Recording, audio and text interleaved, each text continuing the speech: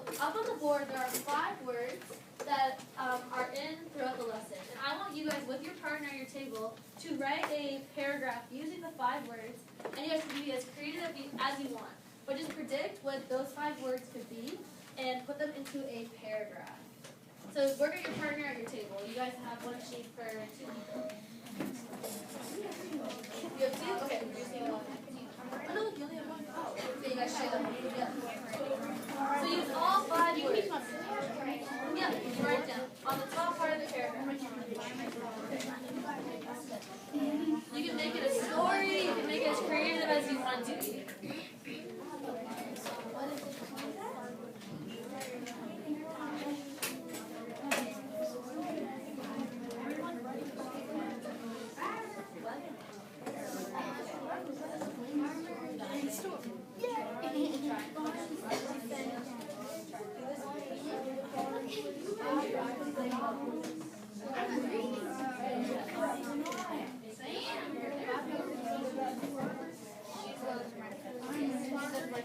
Yeah, you use those 5 words and just make up what you think this can be about.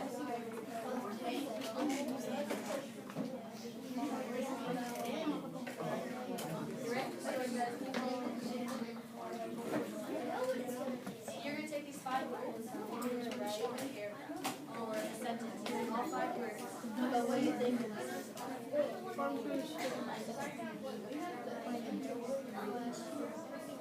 I gave you 5 words, right? Anything you want with those 5 words.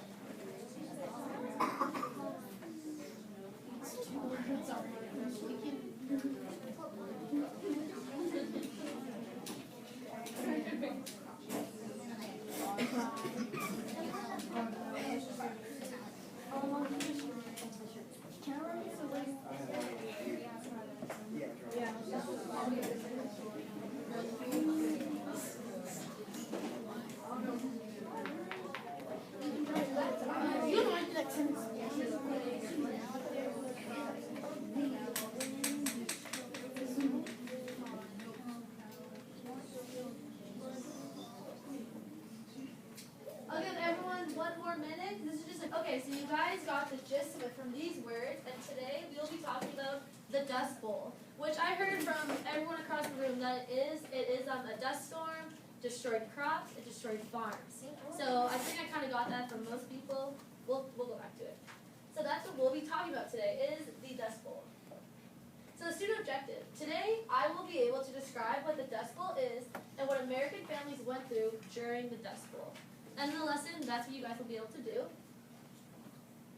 And then on your tables, I gave everyone a recording sheet, which is the paper with the squares on it. And this is for you guys to take notes as we go through the PowerPoint, because you will need information from this at the end to complete an activity. So make sure you're filling it out as we go. The recording sheet is just for key points. So don't go writing down a whole paragraph whatever you see. Try and write just the main points of what I'm talking about. So this is what the Dust Bowl is. The Dust Bowl was a period of time where severe dust storms damaged and destroyed vegetation, soil, crops, and farms in the United States. This caused an intense drought for 4 years, from 1936 to 1940. This was a dark and rough time for families who lived in the Dust Bowl regions. So the Dust Bowl, like we just said, was a dust storm. It lasted for 4 years long, and it started in 1936. So where did this happen? The Dust Bowl happened in Oklahoma, Kansas, and northern Texas. Those are the main states where the Dust Bowl affected. As you can see right here, that the Dust Bowl states are in brown. So it's right here, this region. We also have Colorado in there. And then also we have the area with the most severe dust storm damage, which is the red spot right in the middle. So that was the corners of Texas, Oklahoma, Kansas, and Colorado right there. And then we have other areas damaged by the dust storms. And to me, when I look at this, it looks like that the wind had carried it north and it affected states up that way, such as Montana, South Dakota. But the main states are the ones that are in brown right here. So right here I have some photos that were taken from the dust storm. I want you guys to turn and talk with your partner for a couple seconds of what you see in these photos. Go.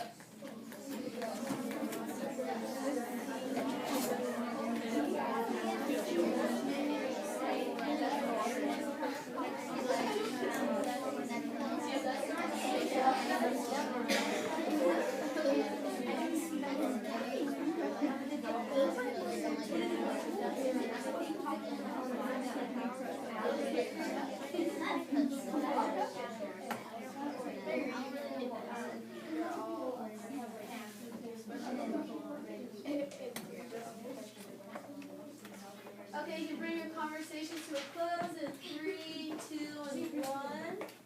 I heard some great things. I would like you guys to share. So let's talk about this first photo. Who would like to tell me what they see in this photo? Yes. I see a dust storm. You see the dust storm over here, correct? I see that they wear masks, maybe because of all the dust. Very good. And maybe the dust storm pushed all that sand under that barn. Very good. And yeah, that is a barn. Excellent. What about this one up here? They had to wear that stuff where the dust didn't get in there. Very good. We can just look in the top photo and the bottom photo that people had to have their mouths covered, their eyes covered, and most of their skin covered because the wind was so strong that the sand and everything would hit your legs, hit your arms, hit your face, and it would leave like little cuts because that's how strong the wind was blowing everything. Anyone else would like to share what you and your partner talked about?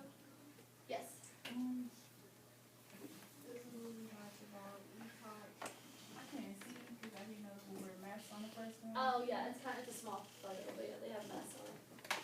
So when we started wearing masks, we could see there was a huge snowstorm coming to where that house and I burned that. Very good. And then it was like what happened after the storm, it covered all of that barn. And then people had to wear masks. People have to wear masks on there. Very good. Good observations. Well, actually, what I found for this photo up here is that this is 3 children who are about to go to school. And you can see that they're covered from head to toe. They have masks on and everything. And I saw that from the website I got this from was that the dust storms were so damaging to health that children were often sent home from school in order to prevent dust pneumonia. And dust pneumonia is when you get too much dust in your lungs and it becomes deathly. So the dust was so dangerous that some days children were forced to stay overnight as walking home and breathing in the dust was a serious health hazard.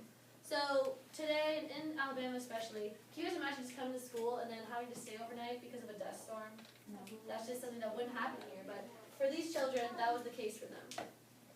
And then in this top right photo is just the dust storm that's approaching. You can see homes. And then down here, this is a farm. And under here before was all crops. And because it's buried in dust, obviously the crops and everything died. And it's just, if you can tell, this is, how tall would a barn be? The size of your house, let's say. There's dust from the ground to the roof. And then of course we have right here, it's just masks, because people don't want to get the dust pneumonia.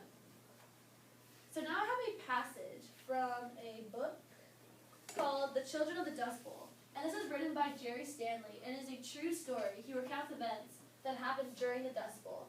And he talks about what the Dust Bowl is and how the Okies handled it. And the Okies were the people of Oklahoma at the time, and that's what they would call them. So I'll read you this passage.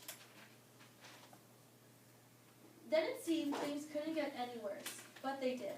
The year was 1936. It hadn't rained more than a few drops in the panhandle for 5 straight years. One day the wind started to blow, and every day blew harder and harder, as if nature were playing a cruel joke on the Okies. The wind blew the dry soil into the air, and every morning the sun rose only to disappear behind a sky of red dirt and dust. The wind knocked open doors, shattered windows, and leveled barns. So this is how the dust bowl started, was that it did not rain for 5 straight years, so naturally everything just dried up. And then the wind started picking up daily, getting stronger and stronger, and that's what created this dust storm.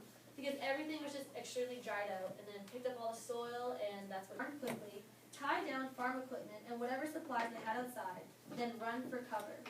Cracks around the windows and doors were taped or stuffed with wet towels, but it was impossible to escape the dust.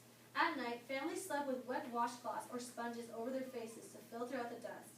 But in the morning, they would find their pillows and blankets caked with dirt, their tongues and teeth coated with grit. So this morning, you guys all woke up, you're all in your beds, everything was fine, you got ready to come to school. But at that time, for children, they would wake up with dirt in their mouth, dirt in their eyes, dirt covered them head to toe, and they'd have to get ready and be able to go to school. And they also had to sleep. Imagine having to go to sleep with a wet cloth or a sponge on top of your face. Like, how uncomfortable would that be? But that's the only way that they would kind of prevent having all the dust flying to their face. And they were inside at the time as well. That just shows how strong the winds were. It was just blowing the dust through the house and through windows. Every morning, the house had to be cleaned. Everett Buckland of Winoka said, if you didn't sweep the dust out right then, between the storms, you'd end up scooping it out with a shovel. That's how much would end up in a home. So if you waited 2 or 3 days, you'd be shoveling that stuff out your front door. And every morning, someone had to go check on the animals. The fierce gales buried chickens, pigs, dogs, and occasionally cattle. Children were assigned the task of cleaning the nostrils of the cows 2 or 3 times per day. So in the morning, they'd wake up and they'd have to go outside and, let's say it looked like this, and try and find their dogs, their cats, their whatever other animals, cattle even. And you guys know how big cows are, but they would be buried into the dust. And it says 2 to 3 times a day, the children, their jobs were to go outside and get the dust and get everything out of the nostrils and the eyes of the cattle, because they could die or they could go blind. The Dust Bowl killed people who stayed out too long without shelter. Roland Home of Hooker almost lost his grandmother to a storm. I remember my grandmother hanging onto the fence post, he said. The wind was blowing so hard she looked like a pennant in the breeze. However, more people died from dust pneumonia, when the dust caused severe damage to the lungs. Betsy Zenz of Goodwill summed up the nightmare experienced by the Dust Bowlers as they saw what American families have gone through. We are going to the turn and talk activity. So it's 1936 and the Dust Bowl has just started. You and your partner will role play a conversation between the person who is going to stay and the person who is going to leave. Make sure you're giving a reason why you're going to stay or why you're going to leave. So in groups of 2, I want you and your partner, one person to say they're going to stay, and one person say they're going to leave. They're going to move somewhere else or go to a different state to get away from the Dust Bowl. So I want you guys to talk to your partner about it, and I'll give you a couple minutes. I'm leaving.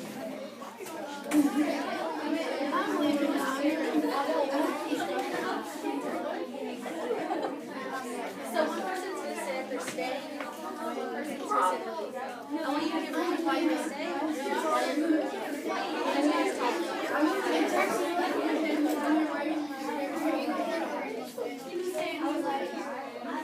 You're staying? Oh, you're staying?